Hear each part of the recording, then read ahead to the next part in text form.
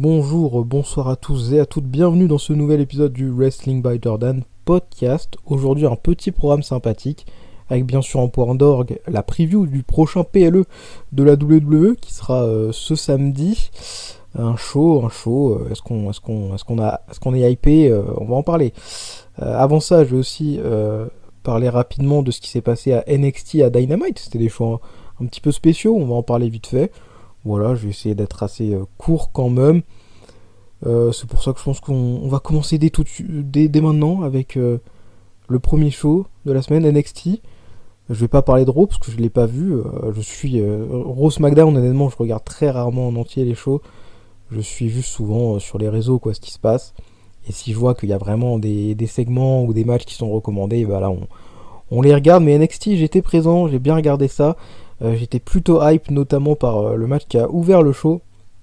Roxanne Perez contre Julia. Alors, c'était vraiment le match qui m'a hypé le plus de cette soirée. Un des matchs qui m'a hypé le plus tout court, entre guillemets, voilà, depuis qu'on sait que Julia allait arriver à NXT, c'était vraiment le match que je voulais voir, que tout le monde voulait voir. Est-ce qu'il était au niveau des attentes ? Moi j'ai bien aimé, j'ai beaucoup aimé l'action in-ring. Ça marche ensemble, voilà, et tu sens que c'est vraiment deux des meilleurs au monde qui se la donnent, donc c'était génial, il y a vraiment eu des superbes séquences. Maintenant, bien sûr, le faire déjà en weekly, donc avec des pubs, c'est un peu chiant, surtout qu'il n'y avait pas de picture-in-picture là. CW, ils font les radins, on voit rien. Donc ça, c'est un peu dommage quand même. Mais ouais, c'était pas.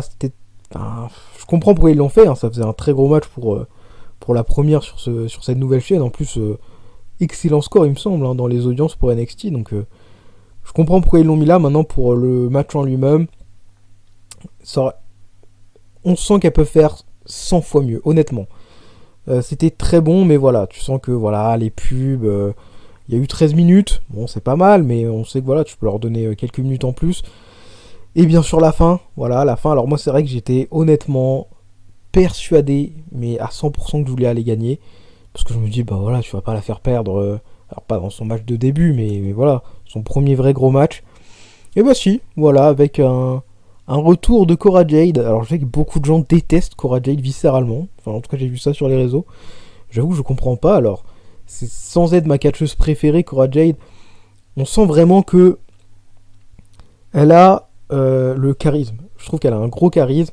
Son look, etc. Vraiment, ça crie star. Maintenant, on sait que sur le ring, c'est malheureusement un peu en dessous encore de ce qui peut se faire, même juste à NXT déjà. Et surtout, malheureusement, elle est pas sauvée par les blessures. Donc voilà, là, elle est de retour. J'espère que son corps va tenir pour qu'elle puisse avoir un bon petit run. Elle reste heal, bien évidemment, et du coup, elle aide Roxanne Perez. Il y a une grosse histoire entre les deux, bien sûr. On s'en rappelle. Alors, Roxanne Perez n'avait pas l'air au courant, in kayfabe, de l'attaque. Enfin, de l'intervention plutôt de Cora Jade. Donc ça va être intéressant à suivre. Mais ouais, du coup, j'ai été surpris de voir Julia perdre. Du coup, je sais pas trop sur quoi on part, parce que le prochain gros show de NXT, il me semble que c'est Halloween Havoc. On sait que la division féminine de NXT est stack. Voilà, il y a Roxanne Perez, Julia, Cora Jade qui est de retour, Stephanie Vaquer qui va arriver, Delta, on a eu un teasing pour Delta, enfin bref, il y a beaucoup de gros noms. Alors qu'est-ce qu'ils vont faire ? Est-ce qu'on fait juste un rematch à Halloween Havoc entre Roxanne Perez et Julia ? Est-ce qu'on fait un triple threat avec Cora Jade ? Est-ce qu'on fait un Fatal 4-Way avec Stephanie Vaquer ? J'en sais rien. La décision de conserver le titre de garder le titre sur Roxanne, on sait qu'elle va le perdre tôt ou tard. Je pense que dans tous les cas, Julia sera vraiment la prochaine championne. Maintenant, voilà, c'est ballsy comme move. Pourquoi pas, voilà, ça m'a surpris. J'ai pas détesté. Maintenant, j'aurais tout autant aimé, voire peut-être un peu plus quand même, voir Julia directement championne, ça aurait été stylé. Maintenant, à voir ce qu'ils font. En tout cas, voilà, le match, on sait qu'elles peuvent vraiment faire mieux. C'était déjà cool, mais on sait qu'elles peuvent faire vraiment un incroyable match. Donc voilà, la prochaine fois qu'elles s'affrontent, j'espère que voilà, il n'y aura pas d'intervention, on leur donne un peu plus de temps et on les laisse cook. Ensuite, on a eu un très bon match entre Wesley et Zachary Wentz dans un street fight, c'était vraiment très sympa. Des gros spots, j'avais déjà beaucoup aimé leur match au show précédent, à No Mercy, il me semble. Et là, c'était vraiment très très bon encore. Les deux, ça marche bien ensemble. Puis là, voilà, Street Fight, ça permet de faire des gros moves, des gros spots. Et ouais, c'était vraiment. C'est le genre de match vraiment qui est super kiffant à suivre. Voilà, ils ont eu un peu plus de temps que le match Roxanne Perez-Julia. Ils ont eu 13 minutes et demie. Voilà, franchement, Wesley gagne assez logiquement. Voilà, je pense que là, ça va être la fin de la rivalité entre les deux. On avait eu la petite surprise de voir Zachary Wentz le battre au PLE. Là, Wesley gagne. Je sais pas trop quelle suite pour Wesley, mais en tout cas, ouais, j'ai beaucoup aimé ce match. Voilà, je le recommande pour ceux qui l'auraient peut-être raté. C'est Street Fight, c'est vraiment sympa, ça va dans tous les sens. Et les deux sont très bons in-ring. Le bon vainqueur, ça c'était cool. Après en match, on a eu deux autres matchs. Alors je vais pas parler forcément des segments, je sais pas s'il y a eu des gros segments, à part comme j'ai dit, le teasing de Delta. Voilà, on va surtout review vite fait les matchs. Fatal Influence contre Jada Parker et Lola Vice. J'aime beaucoup, beaucoup, beaucoup Lola Vice. Je suis un très gros fan de Lola Vice. J'aime vraiment aussi beaucoup Jada Parker qui m'avait beaucoup impressionné face à Roxanne Perez. Pour ce qui est de Fatal Influence, ça va. Voilà, je suis pas le plus grand fan non plus, mais ça va. Elles sont, voilà, c'est les pestes, les petites pestes de NXT, quoi. Voilà. En tout cas, Jada Parker et Lola Vice, moi je suis un très gros fan. L'histoire autour est vraiment sympa. Bon, c'est un truc assez classique là entre Jada et Lola de Can They Coexist. Et non, voilà, finalement Jada Parker elle va se barrer. Victoire de Fatal Influence. Bon, voilà, c'est l'histoire va continuer entre toutes ces femmes. On a eu aussi ensuite, voilà, l'après-match, parce qu'on sait qu'on a Kelani Jordan qui tournait autour de Jada et Lola, voilà, un peu amie et tout. Elle a dit qu'elle avait un plan de secours. Et après le match, en effet, on a eu l'apparition de Bianca Belair et de Jade Cargill. Putain, j'ai bugué. Voilà, et donc ça a été annoncé pour la semaine prochaine, un petit 3 contre 3. Kelani, Bianca, Jade contre Fatal Influence. Voilà, pourquoi pas, écoutez, hein, c'est toujours sympa de voir Bianca et Jade. Le match en lui-même était très... c'était un match de weekly, honnêtement, rien de très spécial. Mais encore une fois, moi j'aime beaucoup Jada et Lola, je vais être très intrigué par la suite de leur histoire, parce que du coup là je pense que elles vont se mettre sur la gueule. C'était sympathique, voilà. Et enfin le main event de la soirée, avec quand même en special guest referee CM Punk. Rien que ça. Trick Williams contre Ethan Page pour le titre NXT. D'ailleurs ils ont changé, j'ai pas noté ça, mais c'est vrai que tout le... J'ai oublié le mot, la charte graphique, on va dire, d'NXT a changé. Voilà, là il n'y a plus de jaune, il n'y a plus de... Voilà, c'est gris. C'est gris, donc ils ont changé les titres. Faudra s'y habituer. Ils ont fait des titres un peu plus... ceux qui se rapprochent de l'UFC. Faudra s'y habituer. Moi j'aimais bien les précédents, là, les multicolores et tout. Faut s'y habituer, mais je les trouve pas si mal. Franchement ça va, j'aime bien.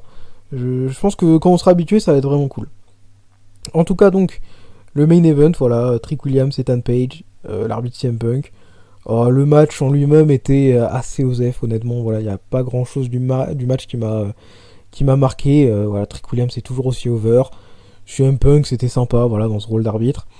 Et donc, comme on pouvait s'en douter, la victoire de Trick Williams qui récupère son titre. Voilà, 2 fois champion, il rejoint un cercle assez fermé. Voilà, il n'y a pas beaucoup de gens qui ont été 2 fois champion NXT. Bravo à lui.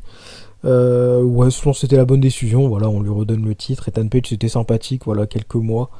Maintenant, à voir quel est le prochain challenge pour Trick Williams. Ça, j'avoue que j'ai pas trop réfléchi. Bah, en vrai, pourquoi pas faire Trick Williams Wesley, hein. Franchement, ça pourrait être un bon petit banger, ça. Donc, voilà. Globalement, un bon épisode de NXT, c'était sympa. Je me suis pas du tout ennuyé devant. Maintenant, est-ce que, par rapport à la hype, moi j'avais une très grosse hype pour ce show. Est-ce que la hype était... Est-ce que pour la hype, le show était au niveau des attentes? Ça va, on va dire ça va. J'ai pas été déçu. J'ai pas été déçu. Maintenant, par exemple, pour Roxanne, Julia, on pouvait s'attendre à encore mieux.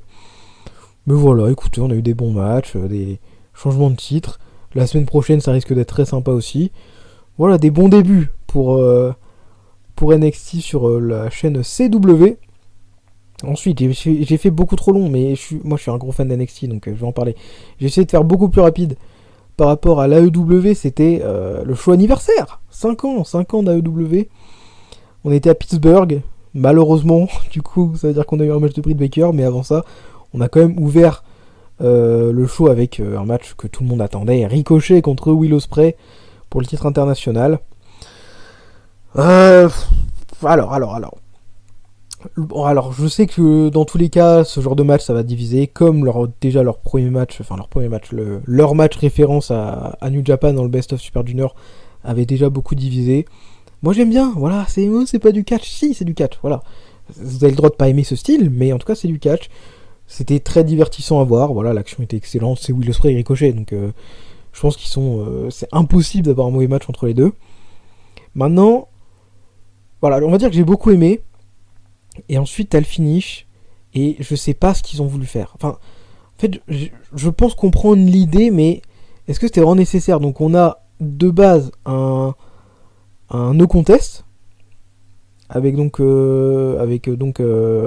deux qui avaient leurs épaules au sol, donc double compte quoi, 1, 2, 3, voilà, on sait pas qui a gagné, oh non, qu'est-ce qui va se passer, qu'est-ce qu'on fait, oh, les fans sont pas contents, les catchers sont, non, on y va, oh Tony Khan nous informe que ce match va reprendre, ok, tu te dis ok, let's go, bon, ils nous ont déjà fait ça à la W, ok, pourquoi pas, tu vois, mais 2 minutes après, t'as Konosuke Takeshita qui arrive. Alors attention, j'adore Takeshita. Voilà, on commence déjà, j'adore Takeshita. À un moment donné, Tony Khan, voilà, c'est le moment en fait. Tu nous as bien fait chier à pas bien l'utiliser. Le highlight, non, il y a eu la victoire sur Kenny Omega, mais en même temps, après, t'as rien foutu avec lui. Et sinon, vraiment, le highlight de son temps à l'AEW, bah, c'est le G1 Climax qu'il a fait cet été. Donc maintenant, j'espère que là, on arrête de jouer au con avec Takeshita. On y va à fond sur lui. Je pense que, voilà, du coup, ça a été officiel hein, pour Wrestle Dream, qui me semble la semaine prochaine. Un triple threat donc entre Ospreay, Ricochet et Takeshita. Voilà, tu fais gagner Takeshita et on y va. Même si j'aurais bien voulu voir aussi face à Okada, je sais pas trop pourquoi ils l'ont pas fait, mais bon, bref. Je comprends pas, enfin...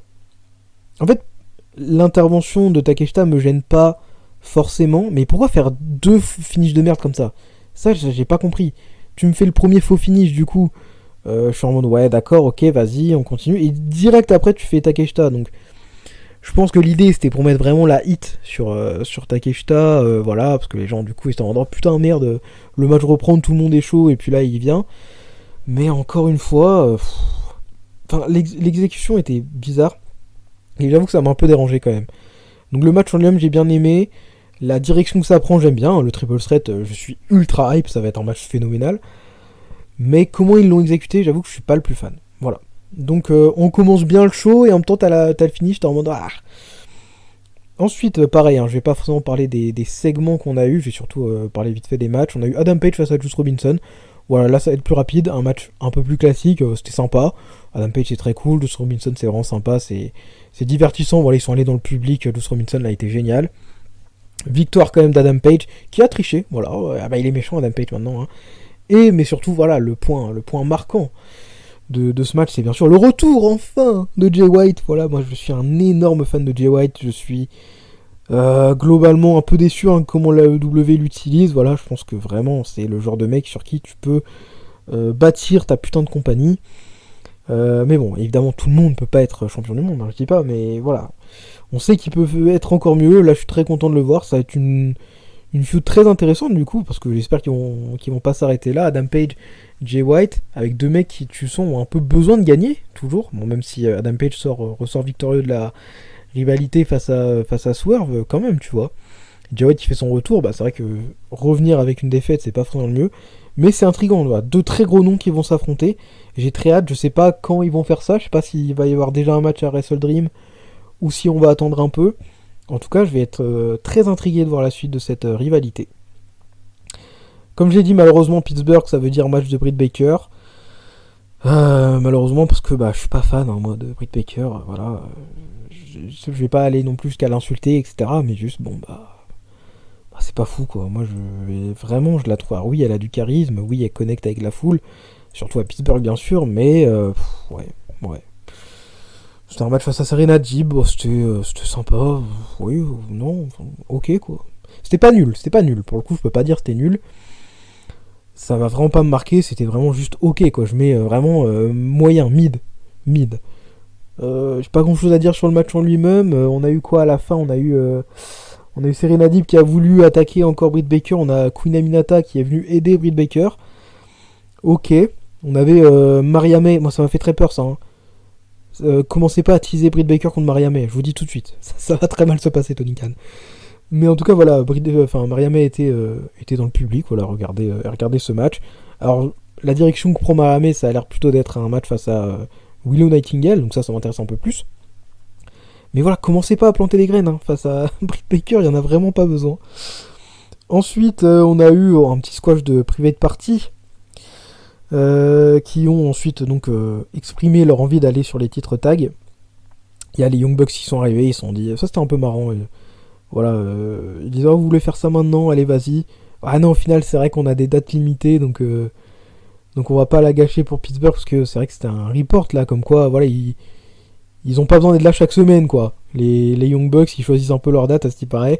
Ça c'était un peu marrant, mais donc un 3 contre 3 a été officialisé pour Rampage. Alors honnêtement, je vais pas regarder Rampage, hein, mais j'imagine que ce sera bien. Donc entre les Young Bucks, Jack Perry, Private Party et Shibata, parce que Shibata a challengé plutôt dans la soirée Jack Perry pour son titre. Oh, le 3v3 va être sympa, voilà, le squat, il n'y a rien à dire bien sûr. Et en vrai, Private Party, Young Bucks, ça va être cool. Le main event, enfin, parce que j'ai pris beaucoup trop de temps, voilà, pour parler d'NXT et AEW, de base je voulais faire ça rapidement. Bryan Danielson contre Kazuchika Okada. Alors, la petite stipulation un peu bizarre, hein, du titre continental qui est en jeu que les 20 premières minutes. Bon, on comprend l'idée, parce que c'est vrai que les matchs pour le titre continental, il me semble, ont une limite de temps de 20 minutes. Sinon, c'était pour le titre mondial, bien sûr, en plus. Alors, j'ai bien aimé. C'était un match très cool. Maintenant, encore une fois, c'est vrai que c'est un peu dommage quand tu regardes la trilogie qu'ils nous ont fait, Okada et Danielson. Le match à Forbidden Door, c'était très bon, mais tu sentais qu'ils pouvaient faire tellement plus. Le match à Wrestle Kingdom, c'était exactement le match qu'on voulait d'eux. Moi, j'ai adoré le match à Wrestle Kingdom, donc ça, c'était incroyable. Et celui-là, t'es un peu, de retour, un peu au même niveau que le 1, où je suis en mode, c'est vraiment bien, mais tu sens qu'ils peuvent faire tellement plus. Ou en tout cas on l'espère, mais bon, voilà, c'est quand même deux des meilleurs au monde. Donc voilà, c'était très cool, finalement, un très bon main event, hein, un peu plus de 30 minutes. Bien évidemment, Bryan Danielson n'a pas battu Okada dans les 20 premières minutes, mais il l'a battu à la fin. Écoutez, voilà, c'était vraiment très bien. Pas au niveau de leur match à Wrestle Kingdom. Ça reste, est-ce que j'ai été déçu du match? Je vais pas aller jusqu'à là non plus, parce que vraiment, c'était vraiment bien. En tout cas, voilà. On se dirige bel et bien sur un Jon Moxley contre Bryan Danielson, donc à Wrestle Dream. J'ai très hâte de voir ça. Okada, je sais pas du coup qui va affronter pour son titre continental. Parce que de base, je pensais que ça allait être Takeshita, mais au final, bah non, du coup. Bryan Danielson, il me semble, est donc la première personne à battre Okada à l'AEW. Voilà, résultat assez logique, hein, pas de surprise. Globalement, voilà, on peut dire un show assez cool. Franchement, c'était sympa, ce petit AEW. Il y a eu beaucoup plus. Il y a eu 30 minutes en plus, hein, je crois. Voilà, c'était chose spéciale. On nous avait prévenu. Tony Khan avait fait son petit tweet, voilà, pour annoncer qu'il y aurait du temps en plus. Et ouais, c'est allé jusqu'à presque 30 minutes, hein, il me semble. Donc, ils ont eu du temps.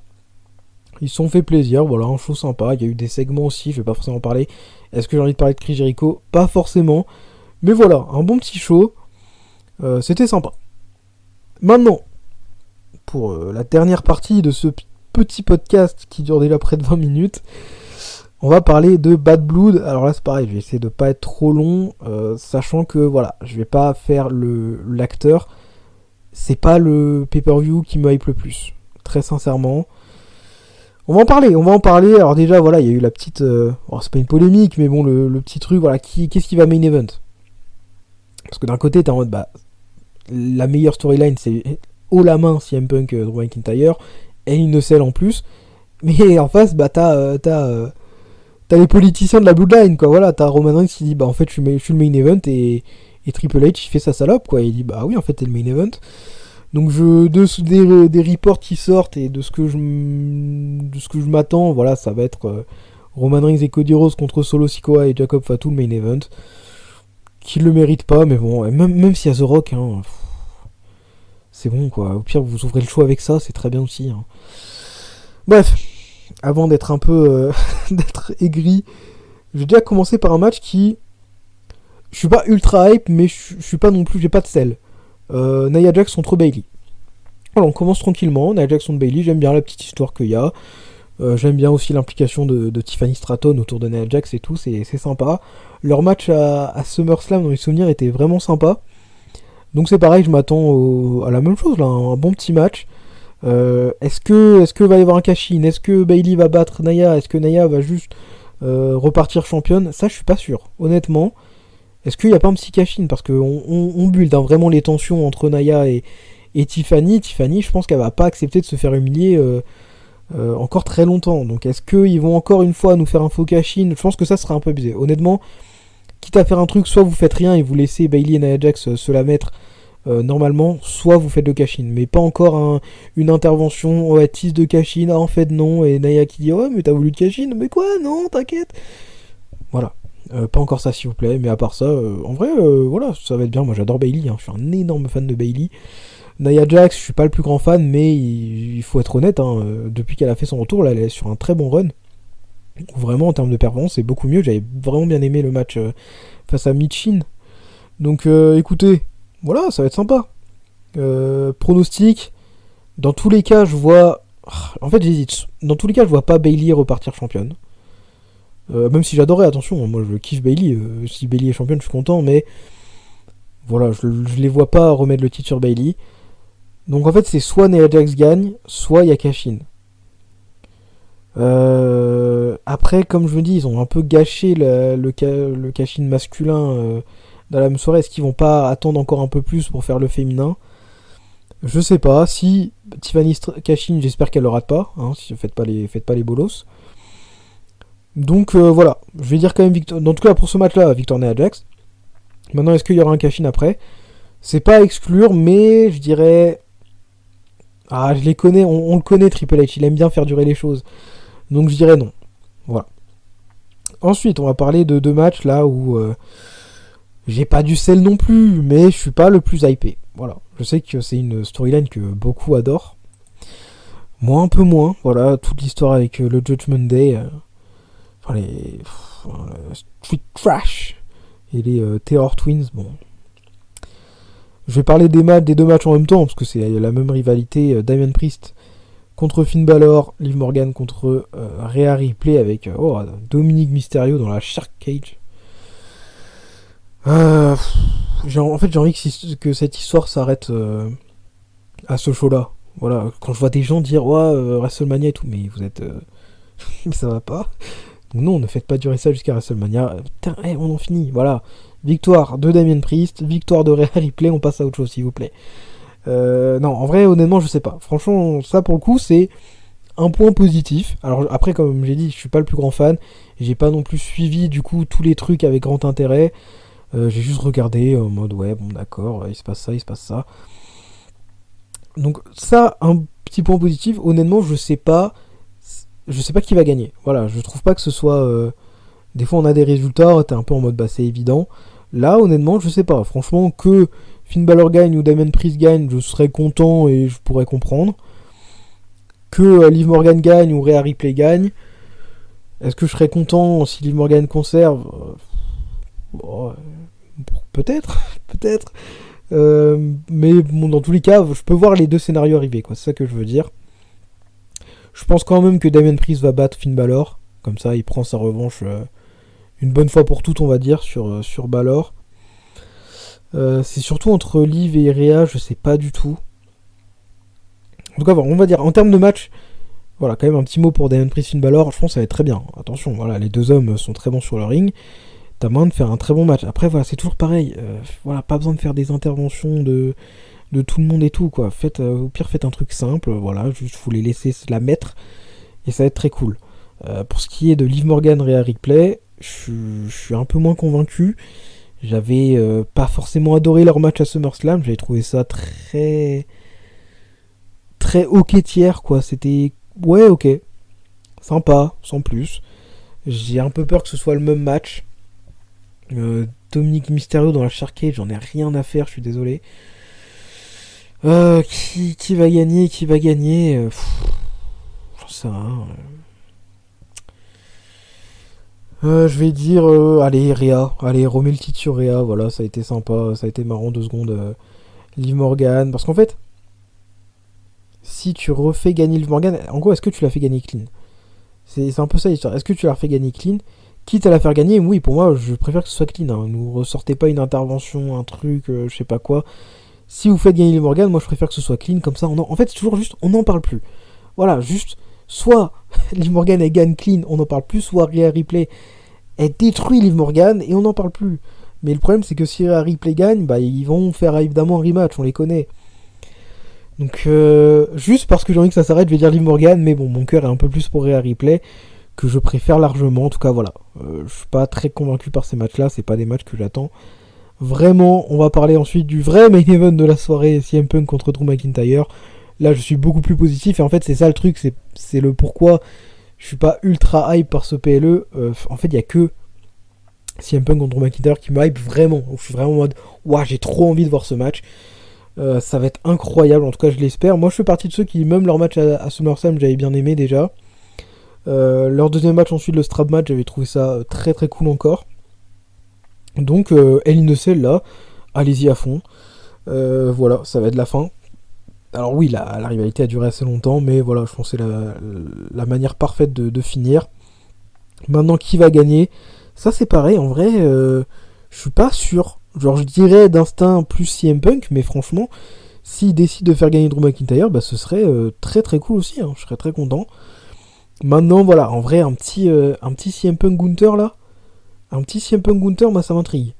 Donc bon allez, je vais dire CM Punk quand même, victoire de CM Punk, voilà, ça, en vrai c'est sa première grosse feud, hein, depuis qu'il a fait son retour, ça a duré presque un an, mais en vrai CM Punk, hein, voilà. On y va, on y va. Mais voilà, en gros, si Drew McIntyre gagne, je serais pas énervé, je serais pas déçu. Mais je vais dire quand même, voilà, faut donner un pronostic, je vais dire CM Punk, mais c'est vraiment le match que j'attends le plus de la soirée. Je pense que ça va être excellent, je pense que ça va être une énorme guerre, ils vont bien s'envoyer sur la gueule. J'ai très hâte. Voilà, ça devrait être le main event. Mais on va parler du vrai, entre guillemets, le main event, voilà, de celui qui sera le dernier match de la soirée, vraisemblablement. Roman Reigns et Cody Rhodes contre Solo Sikoa et Jacob Fatu. Alors. On a eu il y a quelques semaines ce petit match entre Roman Reigns et Solo Sikoa en Steel Cage, c'était sympa. C'était mieux déjà que leur match à SummerSlam. Attention, là le match était en mode ok. Avec ensuite le retour de Roman Reigns qui aide entre guillemets Cody Rhodes. Voilà, ça va être intéressant à suivre, voilà. Maintenant, est-ce que je suis hype? Bah, pas vraiment en fait. La Bloodline. En fait, la Bloodline en elle-même, il y a quelques semaines, là, ils avaient fait une intervention à NXT. C'était que Tonga Loa, Tama Tonga et Jacob Fatu, et les trois ensemble, le charisme est ouf.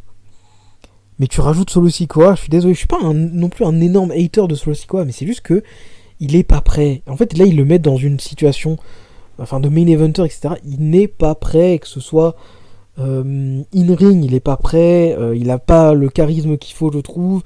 Au micro, c'est sympa sans plus. Enfin voilà, il est pas prêt à être main eventer. Ah, mais c'est son combien de main events de pay-per-view là cette semaine, enfin cette année. Bref, il est pas prêt pour ce rôle-là et il est dans ce rôle-là juste parce que c'est le cousin de Roman Reigns, parce que l'histoire. Et ça me dérange. Roman Reigns, Cody Rhodes. C'est sympa, c'est un peu marrant de les voir faire équipe, mais encore une fois, je suis pas plus hype que ça. La Bloodline, voilà, qu'est-ce qui va se passer en fait? Alors voilà, en gros, il y a Jacob Fatu, j'adore. Attention, encore une fois, la Bloodline, sans Solo Sikoa, j'aime beaucoup. Avec, je trouve que c'est un peu osef. C'est quoi le plan? Parce que en gros, moi, en fait, c'est ça le problème, c'est qu'on est en PLE, mais je m'en fous de si le match est bon ou pas. Voilà, tout ce qu'on se dit, c'est qu'est-ce qui va se passer? Est-ce que le Rock arrive? Est-ce que voilà. Honnêtement, j'en ai aucune idée, ça peut aller dans plein de directions différentes, mais par exemple, moi je ne veux pas. Quand je vois des gens dire ouais, Roman Reigns Solo Sikoa à WrestleMania, mais allez vous faire foutre, pardon, mais fini. Moi c'est pareil, fini. Ouais, j'arrive même. Voilà, je perds mon langage tellement je n'ai pas envie de voir ce match, ou en tout cas, faites-le le plus rapidement possible. Donc là, voilà, il y a Survivor Series qui arrive, et bah voilà, claquez ce match à Survivor Series. Pas besoin de faire un Wargames, vous faites juste un contre un plié. Non, on sait très bien que ça se dirige vers un Wargames, quoi, cette histoire, mais je sais pas, je suis pas intéressé en fait. Très sincèrement, je suis pas intéressé, je suis pas hype, même si The Rock revient. Voilà. Je suis pas aigri, mais je suis vraiment en mode. Le match, je l'attends pas forcément, on verra. Si bien ce sera une plutôt bonne surprise, voilà. Bon, Roman Reigns, Cody Rhodes, je leur fais confiance pour faire un bon match. Solo Sikoa. Jacob Fatu aussi. Solo Sikoa un peu moins. Maintenant, après, dans un tag team match, ça peut justement peut-être l'aider. Je sais pas. En tout cas, voilà. Conclusion globale, un show que je suis pas particulièrement des plus hypés pour. Voilà, je dirais que ma hype elle est à 6,5 sur 10 on va dire, grâce à quand même CM Punk, Drew McIntyre. Mais tous les autres matchs, ça va de j'ai pas trop d'intérêt pour à waouh, j'ai pas trop envie de voir ça. Donc voilà, on verra. Maintenant, c'est souvent les shows où t'as le moins d'attente que tu es le plus surpris. Donc j'espère une bonne surprise pour ce show. Et voilà. En tout cas, merci de m'avoir écouté parler encore une fois un peu trop longuement, un peu plus de 30 minutes. Bon, ça va, on s'est fait plaisir. Voilà, je ferai bien évidemment une review du show. Là, j'ai fait voilà, mes pronostics, mes envies pour ce match, pour ce show en général. On en reparlera ensuite. Je sais pas quand sortira la review, mais ça sortira dans la semaine prochaine. Voilà, merci à tous. Et je vous dis à la prochaine pour un nouvel épisode. Salut tout le monde.